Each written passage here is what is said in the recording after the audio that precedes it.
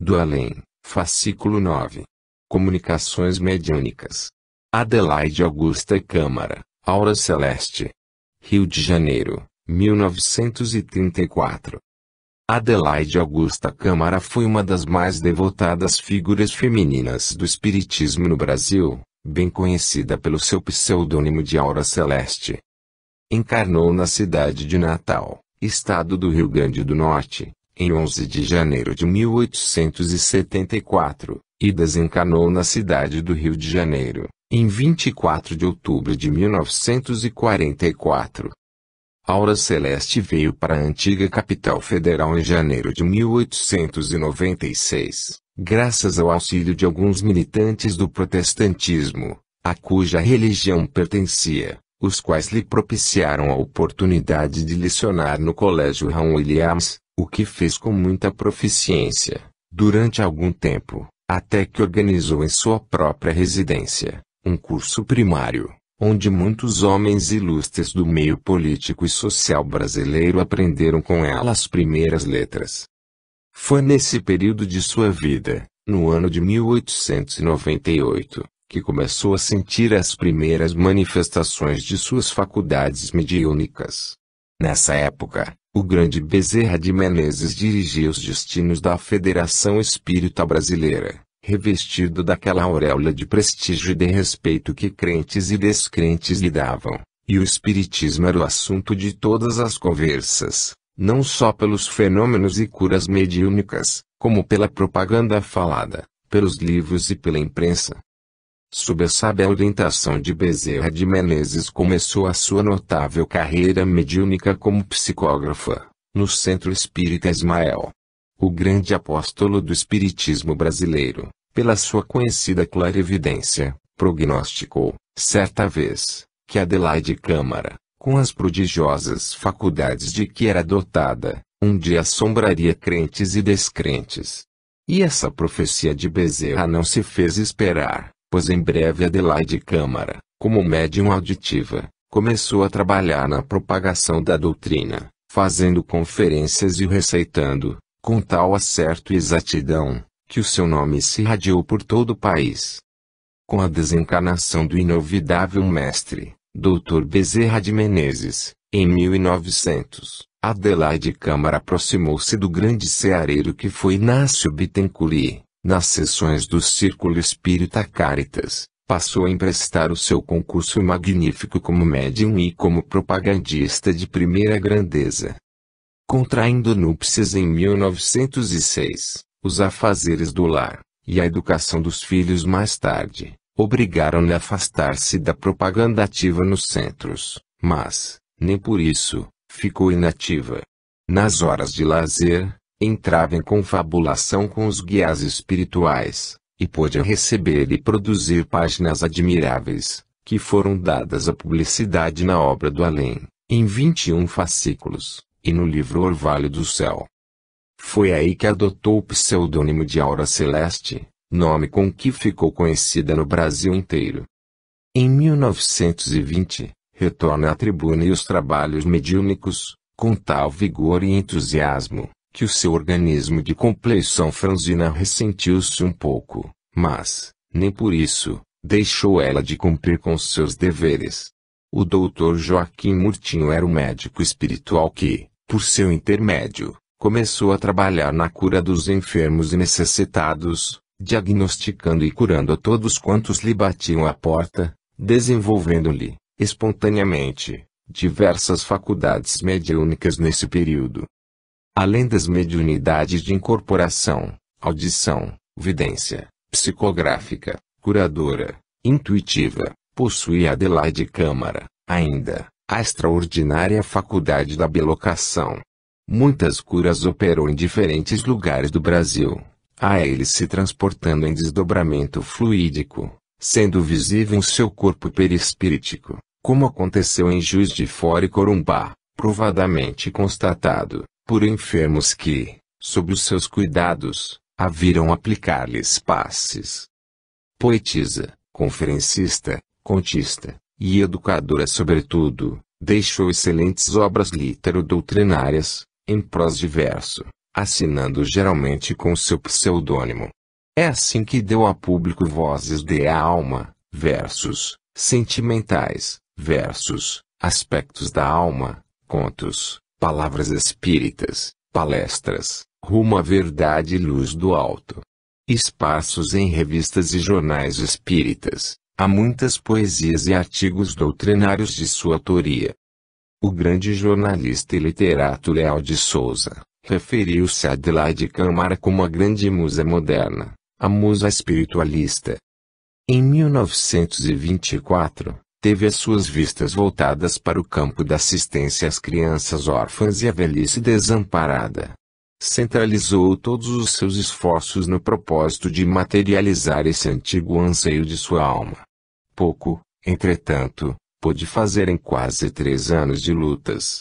Aconteceu, então, que um confrade, João Carlos de Carvalho, estava angariando donativos e meios para a fundação de uma instituição dessa natureza, e, um dia, faz-lhe entrega da lista de donativos a fim de que Adelaide Câmara arranjasse novos óbolos para tão humanitário fim. Dias depois, João Carvalho desencarna, e ela fica de posse da lista e do dinheiro arrecadado.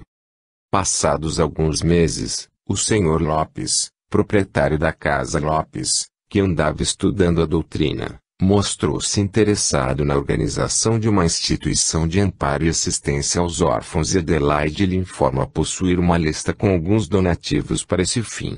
A ideia foi recebida com entusiasmo e logo concretizada.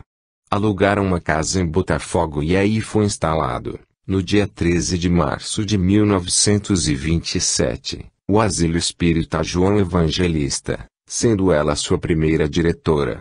Compareceu a essa festiva inauguração o Dr. Guilom Ribeiro, então segundo secretário da Federação Espírita Brasileira e representante desta naquela solenidade. Adelaide Câmara, em breves palavras, exprimiu o júbilo de sua alma, afirmando realizado o ideal de toda a sua existência, ser mãe de órfãos, graça do céu que não o trocaria por todo o ouro e todas as grandezas do mundo. Dedicou, daí por diante, todo o seu tempo a essa grandiosa obra de caridade, emprestando-lhe as luzes do seu saber e de sua bondade até o dia em que serenamente entregou a alma a Deus. Com extremosa dedicação, trabalhou a hora celeste em várias sociedades espíritas beneficentes da cidade do Rio de Janeiro, dando a todas elas o melhor de suas energias e de sua inteligência. No Asilo Espírita João Evangelista, porém, foi onde realizou sua tarefa máxima, não só como competente educadora, mas também como hábil orientadora de inumeráveis jovens que ali receberam, como ainda recebem, instrução intelectual e educação moral. A vida e a obra de Adelaide Câmara foram uma escada de luz, uma afirmação de fé e humildade, e um perene testemunho de amor. Era grande educadora que ensinava educando e educava ensinando, pelo exemplo. Médium sem vaidades, sincera e de honestidade a toda prova, praticava a mediunidade como verdadeiro sacerdócio. Dotada de sólida cultura teria, se quisesse, conquistado fama no mundo das letras. Poetisa de vastos recursos, oradora convincente e natural, senhora de estilo vigoroso e de fulgurante imaginação, tudo deu e tudo fez, com o cabedal que possuía, para o bom nome e o engrandecimento da doutrina espírita. O Asilo Espírita João Evangelista, no Rio de Janeiro, aí está ainda, em sede própria, atestando a obra e o devotamento à causa do bem daquela nobre mulher que se chamou Adelaide Augusta Câmara. Ao leitor. É o 9º fascículo do Além que ora trazemos às vossas mãos, certos de vos oferecer leitura espírita e evangélica ao mesmo tempo. Os guias espirituais, incansáveis, em sua tarefa gloriosa de encaminhar os homens a Jesus solicitamente fazem vibrar ensinamentos de amor, paz, consolação aos seus ouvidos. Alguns destes proveitosos ensinos, recebidos mediunicamente nas sessões públicas do Asilo Espírita João Evangelista, a Rua Visconde de Silva, número 92, Botafogo, pelo médium Aura Celeste, apanhando-os por taquigrafia, colecionamos e damos a publicidade, mais uma vez graças à cooperação pecuniária do caríssimo confrade que, desde o 6º fascículo vem realizando essa publicação. Rogamos nós e ele uma única recompensa para o nosso trabalho, que todos aqueles que tiverem oportunidade de ler as comunicações aqui contidas possam compreender a grandeza da fé espírita, o seu importante papel nas conquistas imortais da espiritualidade. Deus vos abençoe e a nós também. Rio de Janeiro, 1934. A Câmara. Editor. Usar, mas não abusar. Meus irmãos, a doutrina espírita prega o progresso das almas. Não há criaturas perdidas diante de Deus. A lei de Deus não perde inflexibilidade, pelo fato de ser igualmente misericordiosa. A justiça e a misericórdia, aliadas, produzem a perfeição. Deus, infinitamente bom, infinitamente justo, é infinitamente perfeito. Espiritismo revela ao homem os diversos graus em que se encontram as almas nessa trajetória da Terra para o espaço e do espaço para a Terra. De etapa em etapa, de vida em vida, vai o espírito burilando o seu caráter, tornando-se cada vez mais limpo, até alcançar aquele grau de perfeição relativa para o qual foi criado. Vós, na Terra, julgai-vos uns aos outros com muito maior severidade do que Deus vos julga. O homem, criatura falível, pecadora, que erra todos os dias, tem para o seu irmão o critério inexorável no julgar, não perdoa, não desculpa, e considera o ser que erra uma criatura inteiramente perdida, para a qual não há salvação. O homem probo, cujo nome é perfeitamente limpo, não suporta o menor deslize em matéria de probidade. Outro qualquer pecado para ele não assume aquela gravidade. A mulher honesta, segura de sua dignidade e de sua honra, não perdoa a fraqueza de sua irmã. Ela, que já conseguiu firmar-se no dever de ser pura, não compreende como outras possam resvalar no pecado. E, assim por diante, cada indivíduo tem tolerância para sua própria falta, considera-a, mas considera sempre mais grave aquele pecado para o qual não tem pendores.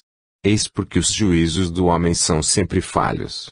O espírita, porém, quando estuda a doutrina e aprofunda mais os seus mistérios, chega à conclusão de que esse ser delinquente, hoje escorraçado da sociedade, dos bons, do convívio das almas puras, será amanhã, um redimido, e, por isso, tem tolerância e carinho para com os fracos, na terra. Convém, porém não levar esta doutrina, esta teoria tão em absoluto. Assim, é preciso, sobretudo para com os moços, esses que hoje começam a viver, para quem tudo é novo, para quem os prazeres são ideais realizados, para quem o vício se transforma, muitas vezes, em sedução prazenteira, é preciso abrir os olhos da mocidade. O homem pode usar e não abusar.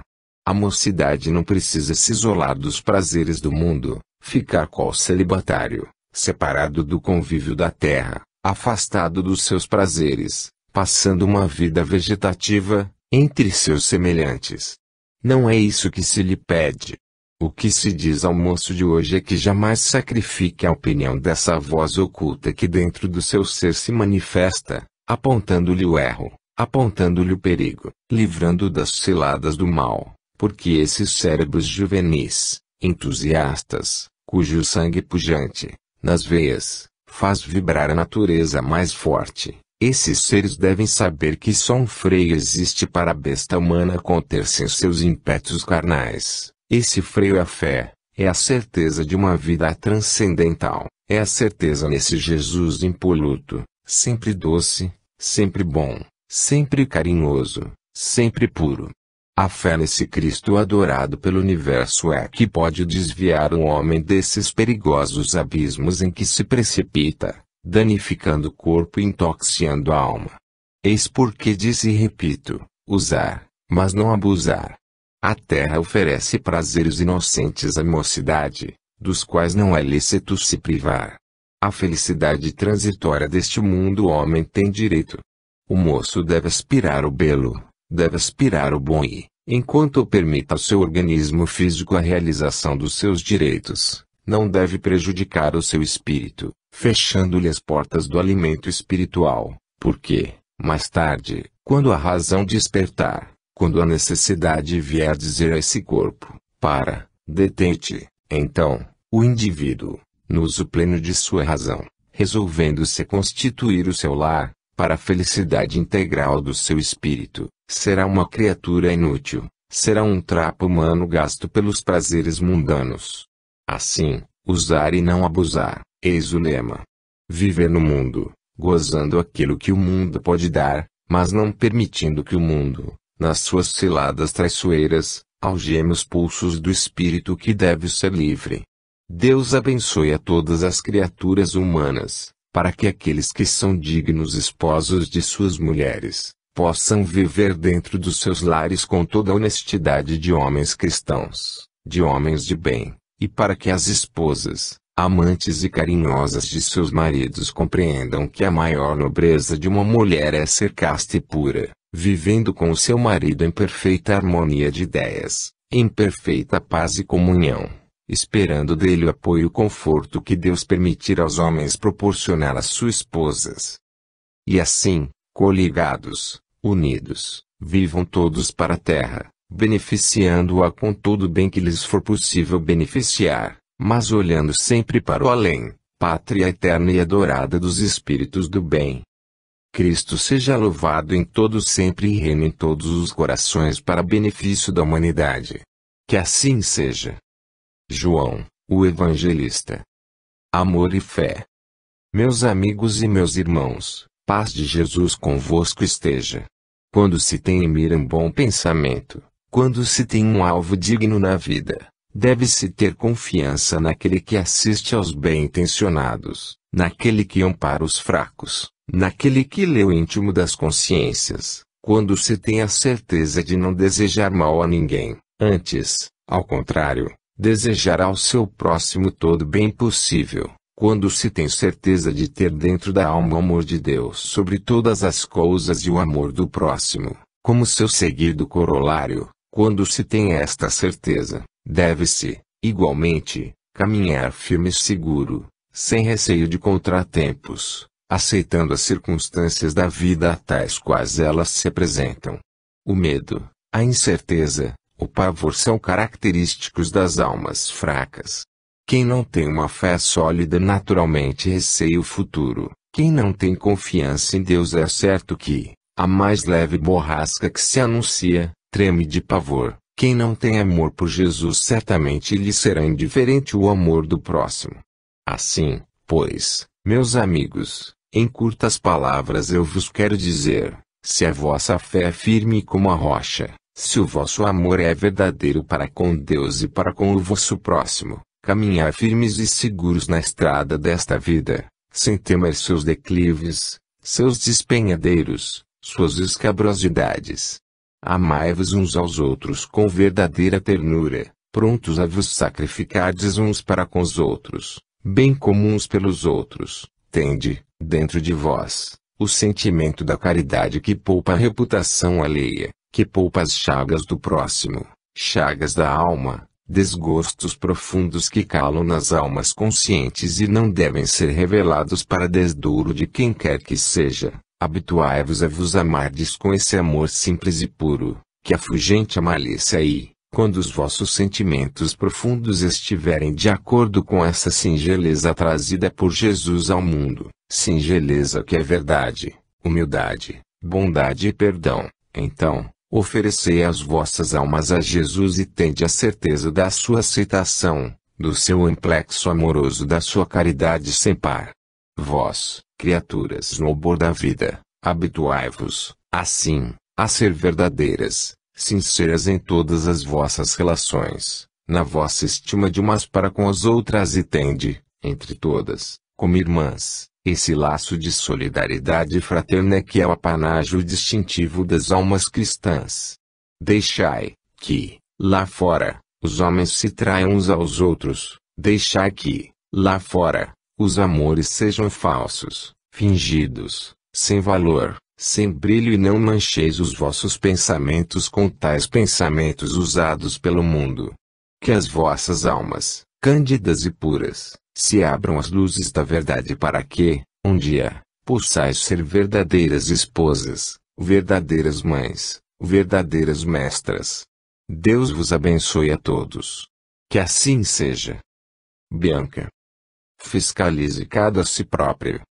Meus amigos e meus irmãos, cada vez que se levanta um homem a pregar a palavra sagrada do Espiritismo, é lícito esperar algum fruto desse labor, mormente quando a palavra, ungida de fé, traduz o sentimento real da criatura. Praz a Deus que as lições que pudestes aprender nesse instante germinem em vossos corações, dando fruto bom para o decurso da vida presente, frutos que se reflitam sobre a vida futura. Convencei-vos, meus irmãos, cada ser humano é uma fonte de radiação, bem como um receptor de vibrações do além. Segundo o seu sentir, segundo o seu agir, assim atrairá essa criatura. De quem ama emanam pensamentos bons, pensamentos de amor. Quem odeia emite do seu eu vibrações malignas, portadoras de ódio, de vingança, de maledicência, de maldade. Vede, pois, que o espírito amante, que emite do seu ser vibrações de amor e bondade, só pode atrair do espaço etéreo emanações iguais, fluidos que correspondam ao seu modo de sentir. Enquanto que a alma de que emanam pensamentos odientos, cheios de veneno e fel, só pode, ipso facto, atrair do além tais sentimentos, tais emanações, tais fluidos que correspondam em totum, a seu modo de sentir.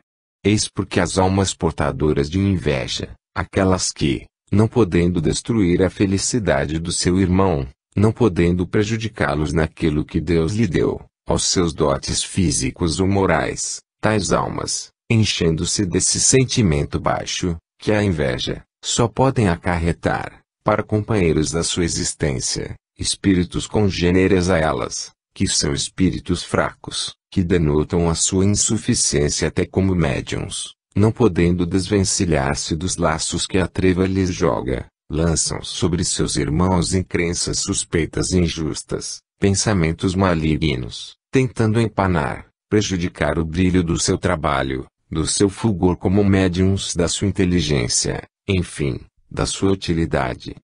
Não é raro apontar-se indivíduos que, pelo fato de pensarem um pouco melhor, de enxergarem talvez mais, pela perspicácia ou pela boa assistência espiritual, não é raro serem apontados como obsedados.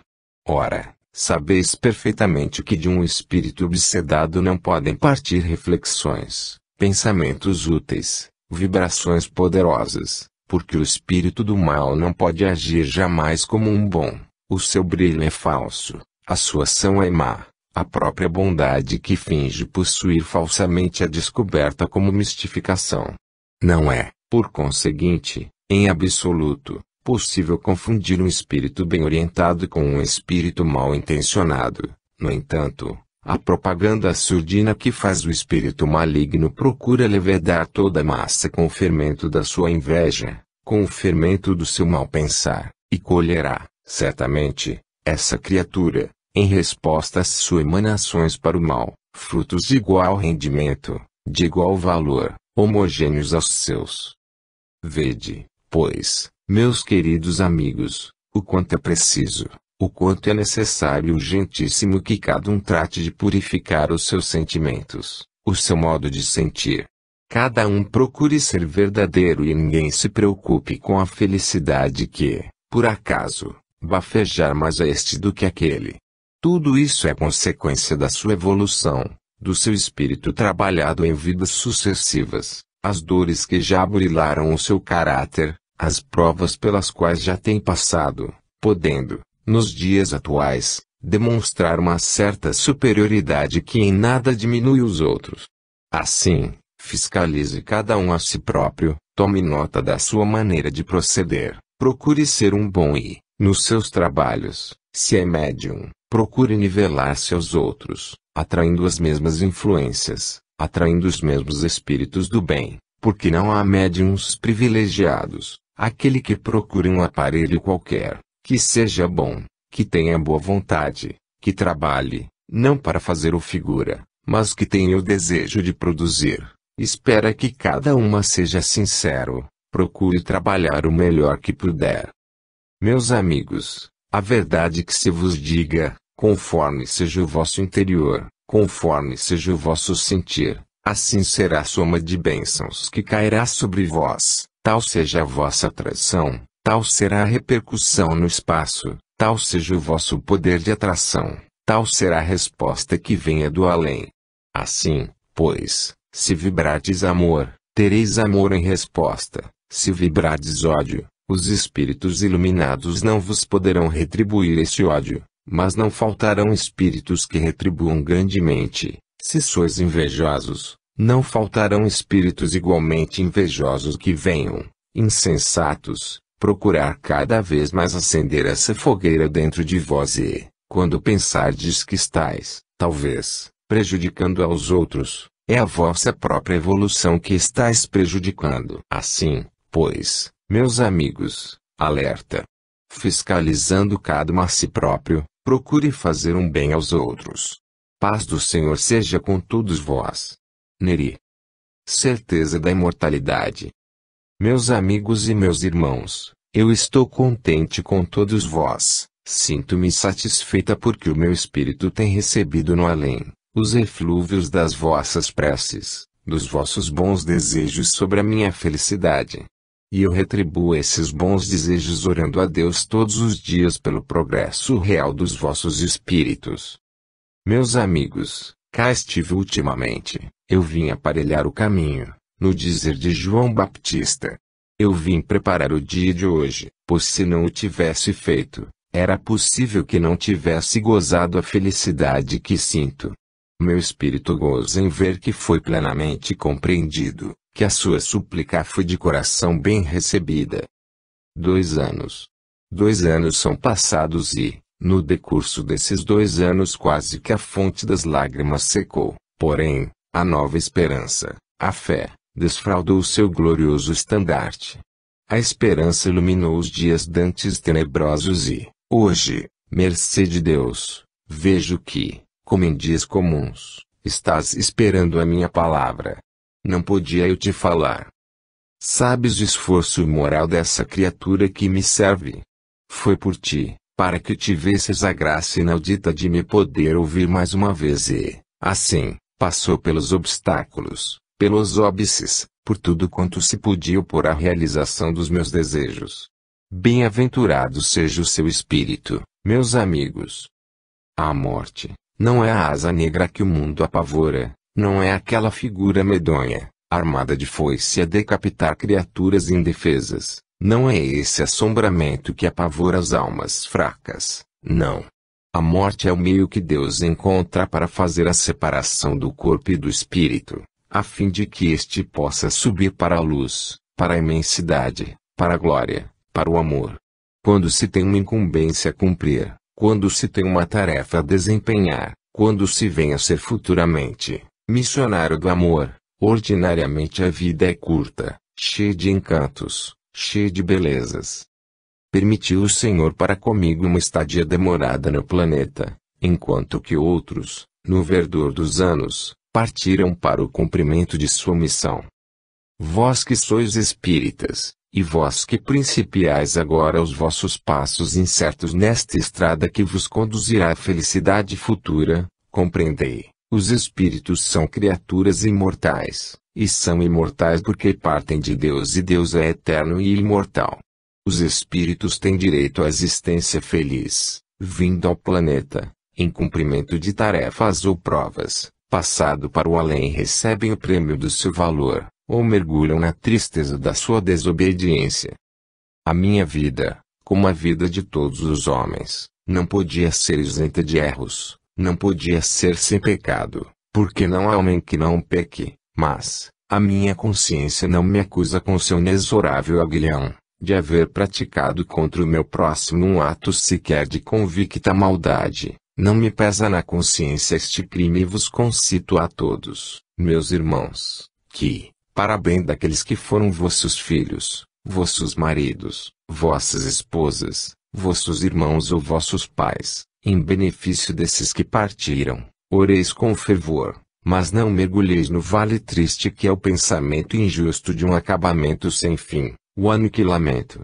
O aniquilamento seria a negação completa da onipotência divina, o aniquilamento seria o falhar de toda a fé. Para que ter a esperança, para que ser bom, ser mártir, se tudo acaba na cova? O que ganharia o homem caridoso em repartir do seu pão, do seu dinheiro, da sua fartura, com as casas pobres, com as casas de caridade? Que ganharia ele se nada disso Deus vê? Se todos pudessem despertar o seu espírito, veriam que não hão de terminar na campa. Qual será o bem que disso resultará a crença humana? Uma coração empedernido é também centelha que parte de Deus. A vida é infinita, como aí estão a provar a música, a pintura, a estatuária, a arte dramática, a lírica, tudo quanto possa exaltar os sentidos, um pensamento elevado. Tudo aí está para demonstrar que a vida é infinita. Ah! Se vós pudesseis ouvir os hinos, as belezas da arte celestial, como vos recordaríeis? Chegará a vossa vez. Também a vez de ouvir, também a vez de apreciar. Meus amigos, 2 anos há que parti desta vida, para esse mundo onde residem as almas iguais a mim. 2 anos são passados e hoje sinto-me feliz porque não me vejo esquecido e sinto-me ainda mais contente porque vejo a conformidade penetrar no íntimo dos que me querem. Eu te agradeço, meu amigo, meu irmão, como te devo chamar, eu te agradeço do fundo do meu espírito a intenção em que praticaste a tua caridade. Eu vi a tua modéstia, vi o teu gesto, vi o teu sentimento e te agradeço com toda a alma. Deus te recompense em bênçãos luminosas todo o amor que me votaste. Que a recordação desta afeição seja no teu espírito um incentivo para a crença firme, inabalável, na paz de Deus. Deus vos abençoe. Maria Luísa. O amor imenso de Jesus. Amados filhos do meigo Nazareno, eu vos saúdo e suplico ao Mestre dos Mestres que ilumine o vosso entendimento, proteja a vossa fraqueza e vos faça compreender as grandezas do amor divino.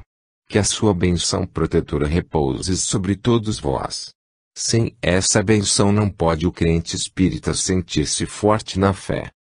Meus amigos, meus irmãos, eu vos convido a refletir um momento sobre o amor imenso que levou Cristo do Senhor à cruz do Gólgota. Eu vos convido a medir, ainda que somente imperfeitamente o possais fazer, a eloquência, a grandeza, a extensão, a profundidade desse amor consagrado pela divino Messias ao homem, na terra. Eu vos convido a refletir por uns instantes sobre a personalidade divina do Cordeiro Imaculado do Senhor, tirando desse estudo a lição proveitosa que, certamente, vos caberá aí, em seguida, nas vossas casas, no ambiente secreto da consciência, refletirdes sobre os ensinamentos que, porventura, possais ter adquirido, para, com perseverança, com vontade, com dedicação, exemplificar, na vida prática, os mesmos ensinamentos.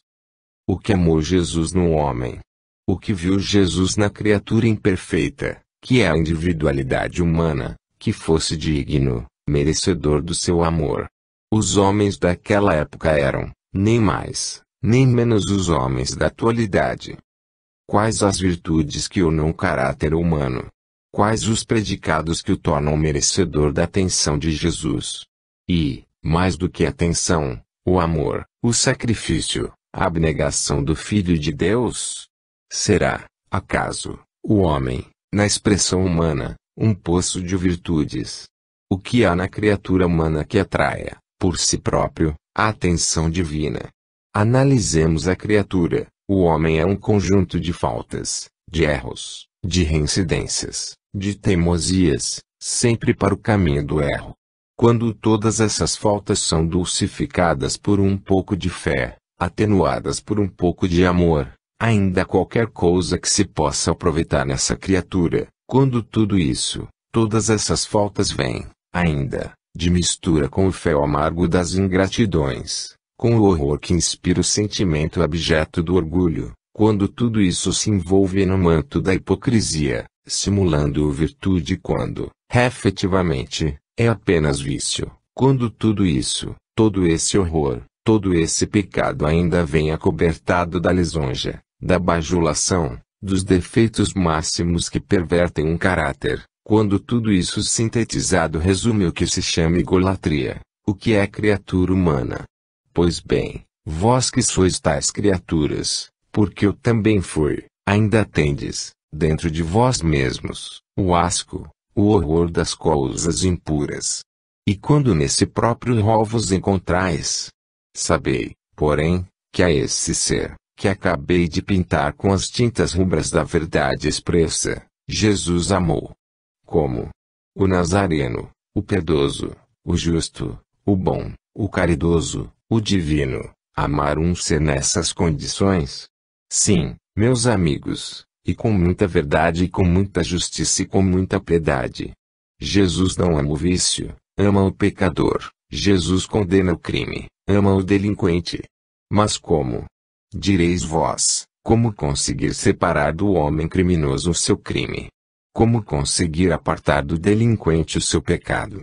Facilmente, o ser que vós considerais abjeto, que vós considerais um réprobo, um perdido, o Cristo do Senhor considera como médico, considera o seu cliente, um enfermo.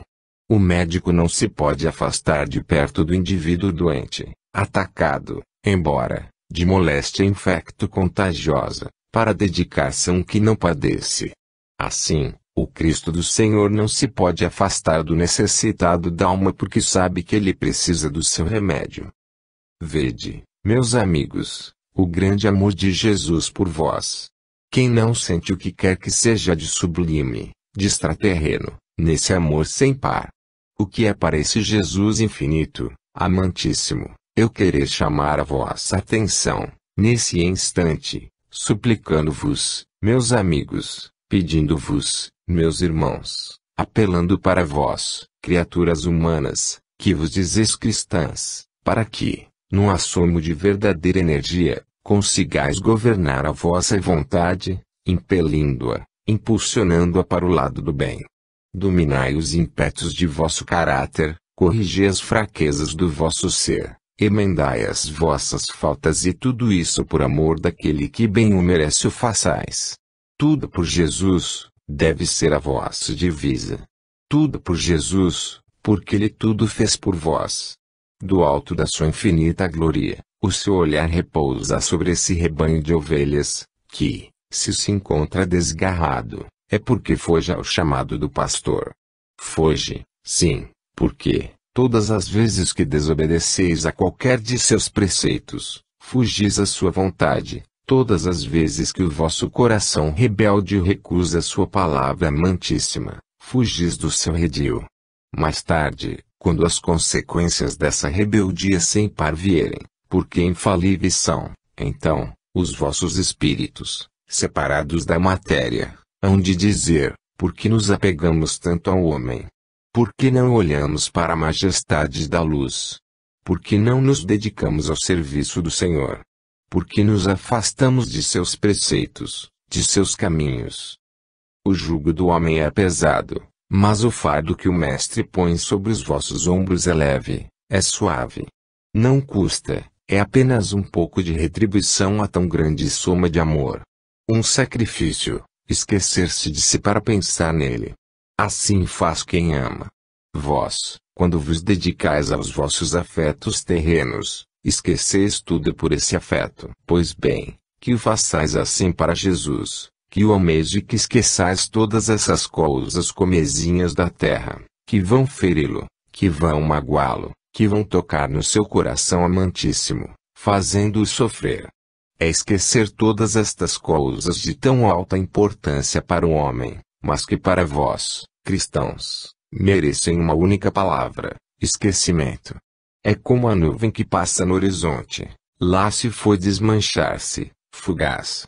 Assim sejam as nuvens tempestuosas da vossa vida, que passam rapidamente. Deus vos abençoe, Deus vos ampare, Deus vos proteja sempre.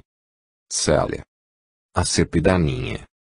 Meus amigos e meus irmãos, desde muito não tenho vindo a vossas sessões alegrar-me convosco, trocando ideias sobre o assunto que a todos nós empolga e aos nossos espíritos interessa, a razão da vida presente.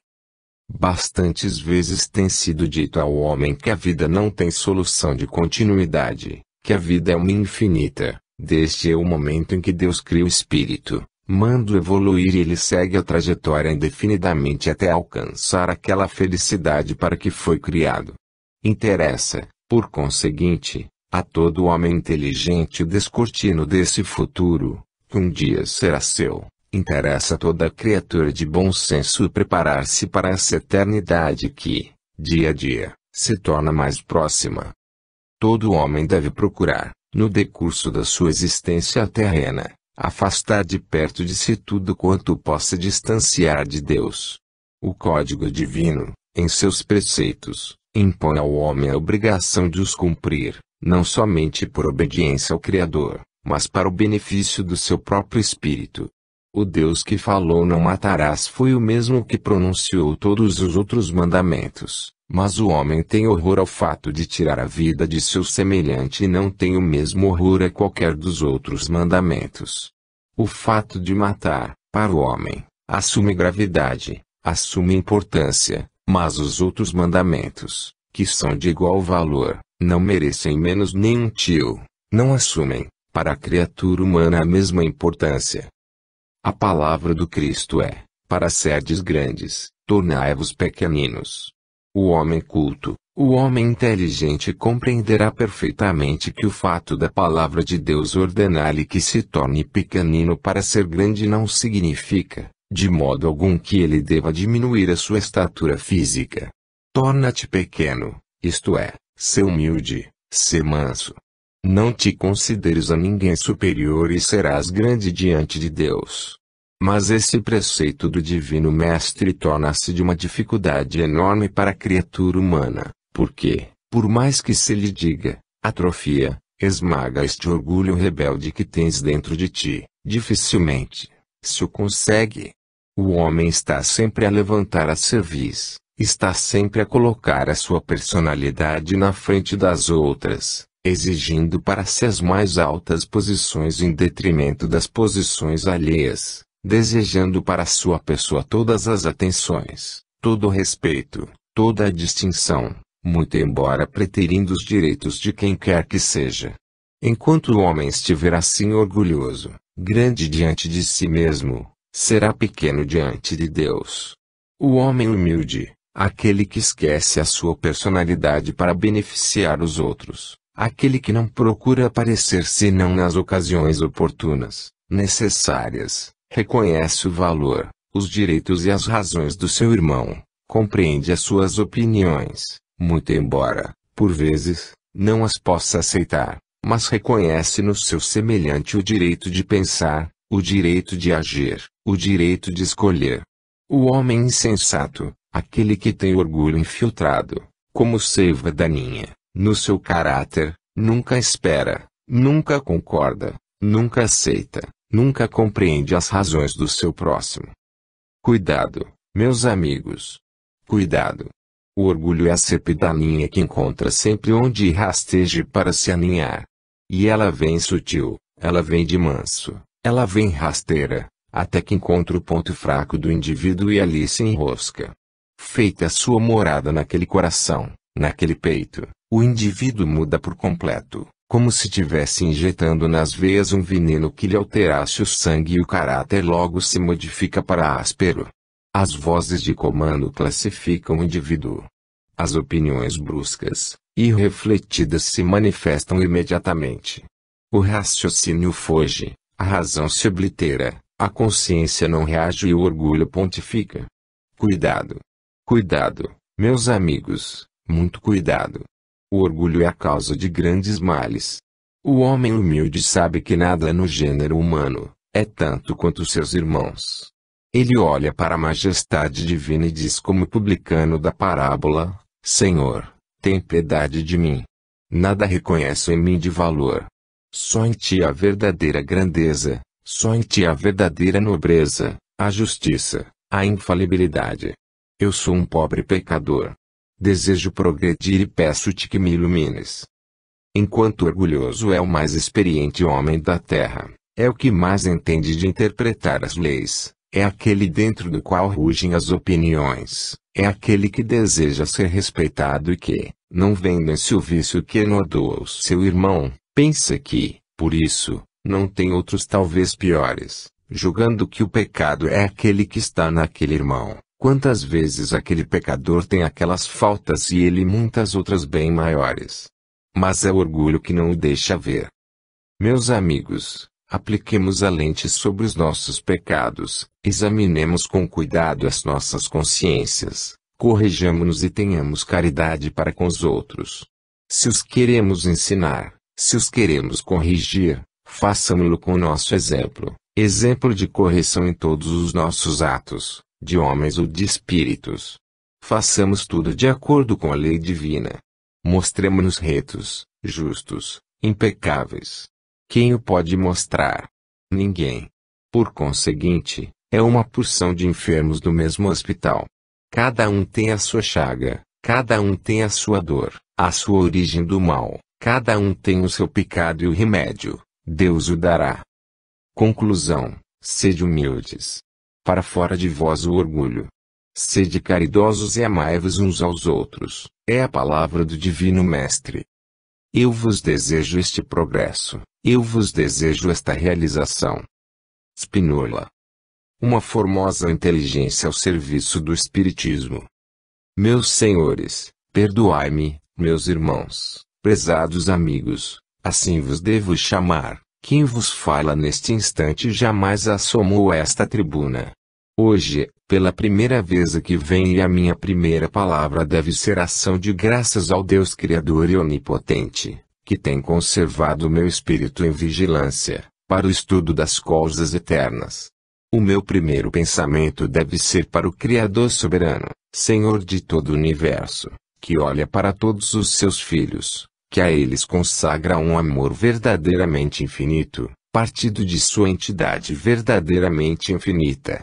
Este pensamento eu lanço, com toda a vibração do meu ser, para as camadas mais altas do infinito, a fim de que, repercutindo de zona em zona, possa alcançar a esse mesmo Criador onipotente, manifestando-lhe, traduzindo-lhe o sentimento de gratidão que me invade o ser no momento em que, pela primeira vez, trazido, amparado pela proteção dos grandes guias, me é dada a faculdade de penetrar neste recinto.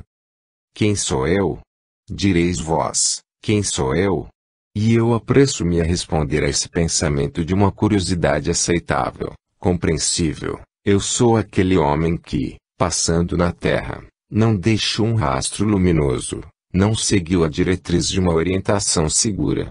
Não deixei o meu traço pela passagem neste mundo, uma obra meritória, onde permanecesse eterno o meu nome.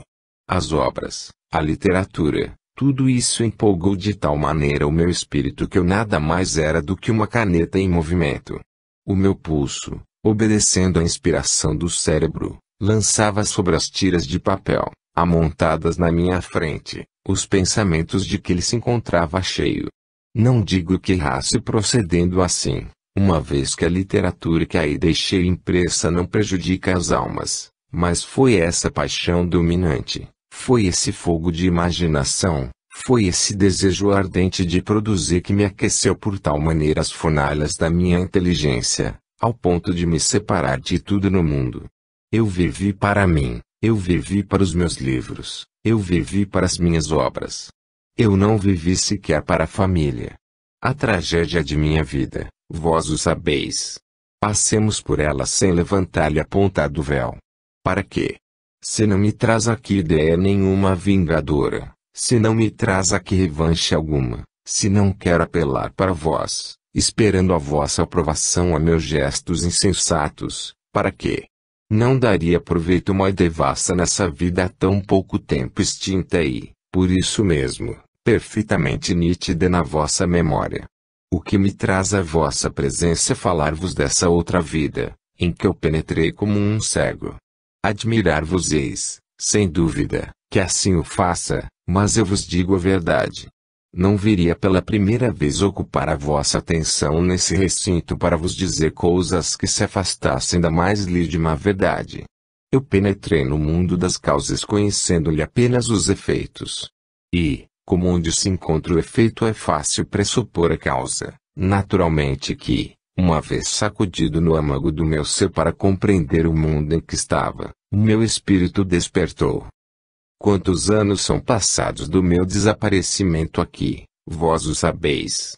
Pois bem, desde que a minha alma se sentiu a mesma, desde que compreendi que o espírito que eu era vibrava independentemente da matéria que ela, nesse instante, jazia no solo da terra, desde então, uma série de recordações começou a mexer-se dentro do meu cérebro. Cérebro. O cérebro do espírito. Dentro do meu ser, devia dizer, uma vez que devo recordar-me de que já não sou um homem. Pois bem, desde então, uma recapitulação de fatos, uma concatenação de elementos, tudo isso junto ocupou a minha atenção. E o mestre, o guia majestoso, solene, foi me explicando fato por fato, palavra por palavra, os acontecimentos transatos a esta vida que eu havia deixado e só então vi, de leve passo sobre este ponto, só então eu vi que a rede onde caí, na terra, já de longa data se vinha lançando sobre mim. Mais de uma vez nela fui apanhado, como as grandes redes que conseguem apanhar os leões, os tigres, as panteras, quando o animal estrebucha. Quando procura rompê-la, é inútil, está manietado. Assim eu, desde longas eras vinha sendo apanhado, como as bestas do campo, nesses laços, nessas armadilhas, que, porque desconhecemos, facilmente nelas caímos. Levemente passo por esse lençol de sangue.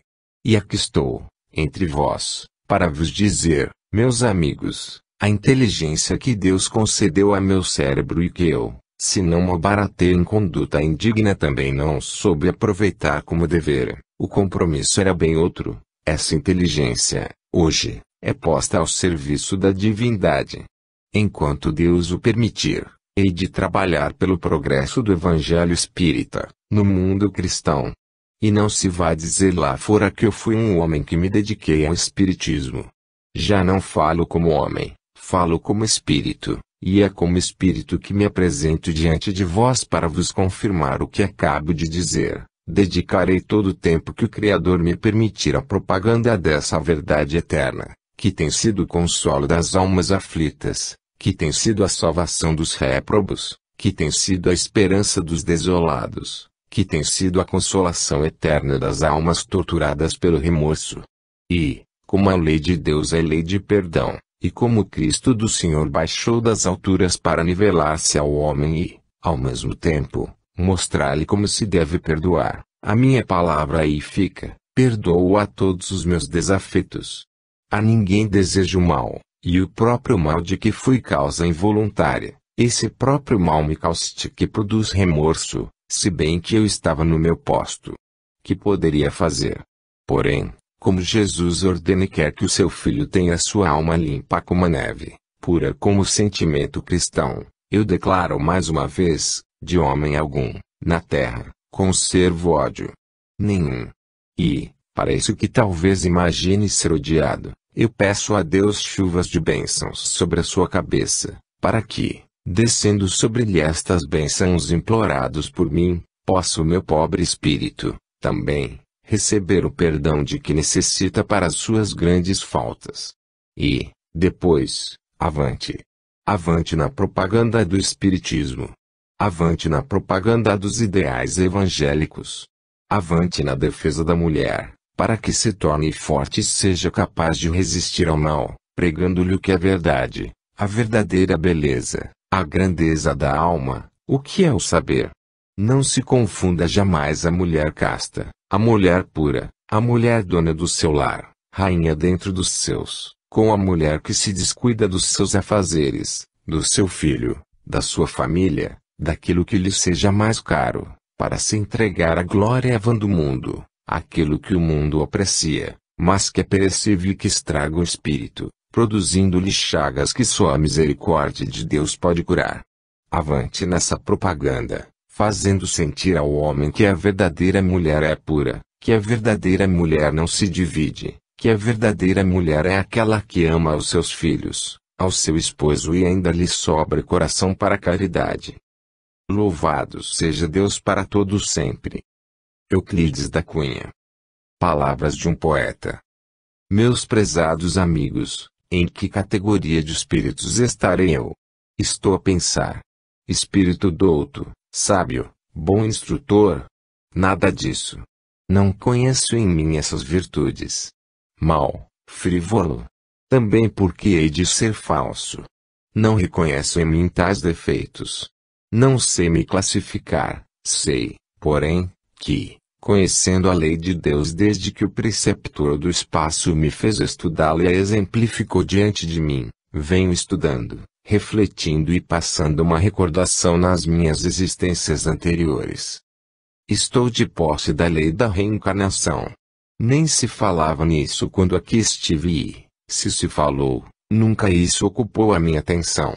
Estou, porém, de posse dessa verdade discutível.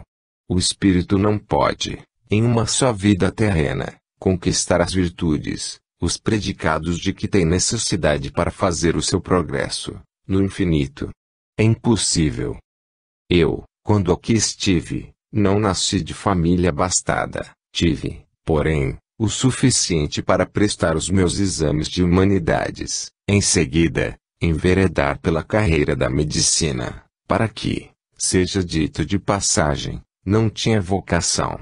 O que ocupava o meu cérebro, o que enchia minha imaginação fantasista, era a poesia. À poesia dediquei a maior parte da minha existência terrena. Escrevi livros de versos. Nos versos pus toda a minha alma.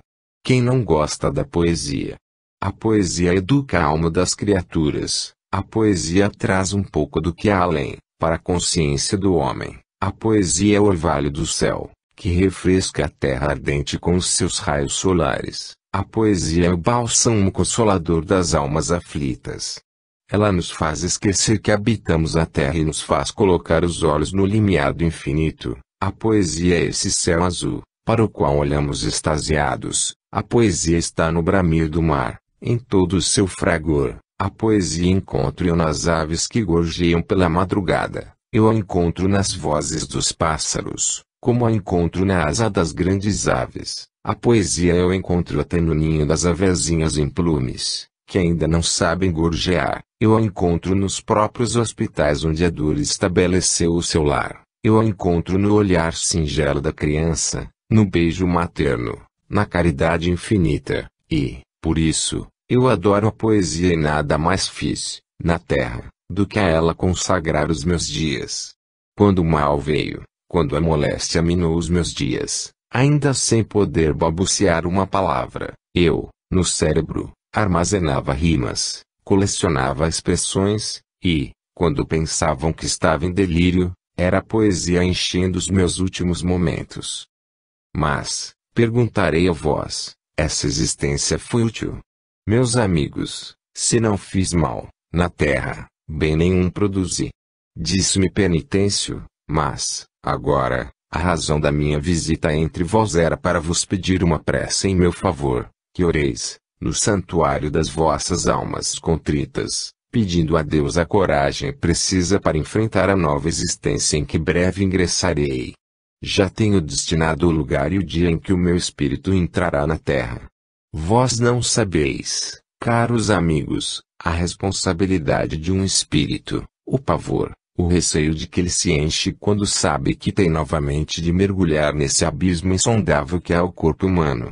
Estar até então livre para todos os lados, sem encontrar empecilho em parte alguma e, subitamente, ter de mergulhar e ficar restrito às paredes de um corpo, vós não sabeis. Mas haveis de passar pela mesma experiência porque eu vou passar.